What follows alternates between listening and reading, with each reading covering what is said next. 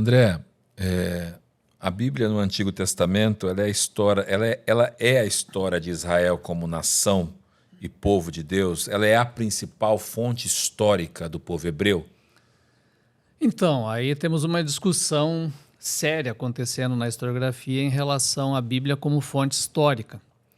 De fato, ela é o grande documento que nós temos na antiguidade sobre esse povo, né? Principalmente no que se refere à época mais antiga, hein? Nós estamos falando antes da monarquia e até o início da monarquia ali de Davi e Salomão. Hoje a gente tem muito trabalho arqueológico também entrando junto com a pesquisa, com o texto, o que a Bíblia nos apresenta enquanto história de Israel. Por que eu digo que há uma discussão com a historiografia sobre isso?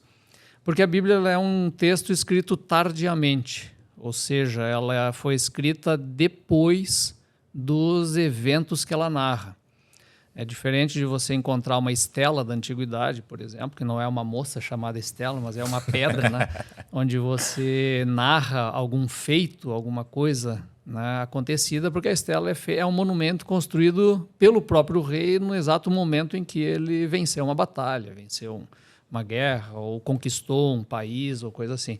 Então lá tem esses dados escritos naquele momento por aquele rei. A Bíblia ela não é como uma estela, ela é um documento de um povo que reuniu as suas tradições e talvez até documentos mais antigos, olhou para o passado e escreveu sobre esse passado. Então é nesse sentido que ela é uma fonte histórica, é uma fonte que daí é analisada sobre duas perspectivas, basicamente. A primeira perspectiva é a própria história do que aconteceu lá no passado. Então, eu investigo na Bíblia o que aconteceu naquele momento que formou esse povo e todas as peculiaridades dele. A segunda questão é o quê? É a história de quem escreveu aquela história. Sim. Então, é a história da redação. E aí depois nós podemos falar até de uma terceira história, que é o quê? É como vai se compreendendo essa história do passado a partir dessas questões, né, de como um povo olha para o passado e pensa sobre si mesmo. Por isso que a Bíblia ela se enquadra muito melhor na categoria do testemunho do passado, Sim. do que propriamente de uma historiografia do passado. Porque para contar uma historiografia tem que ser muito bem detalhado aquilo que está sendo contado, né? E por vezes é feito a Bíblia usa, talvez os escritores usam um resumo para contar histórias, né?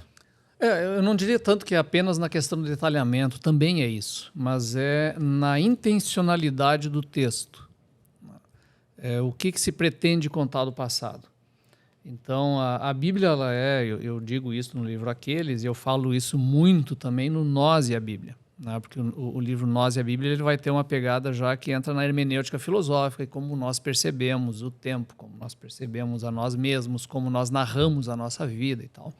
E a Bíblia é uma narrativa sobre esse passado que tem uma intencionalidade muito forte.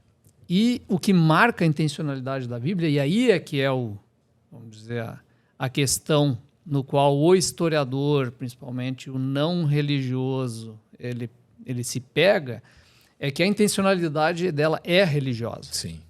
Então, alguns vão dizer assim, poxa vida, a Bíblia... o problema da Bíblia é que ela é ideológica e a gente fica meio nervoso assim, como assim é ideológica? Eu li isso, no livro. Como assim é ideológica? Sim, ela é ideológica, profundamente ideológica. Ela tem uma posição, ela está posicionada ao lado de alguma coisa e critica todo o seu passado a partir desta coisa sobre a qual ela está posicionada. E o que é essa posição dela? É a posição do culto de Yahvé. Sim. Então, todo o seu passado é analisado na perspectiva do quê? Do julgamento dos olhos de Deus.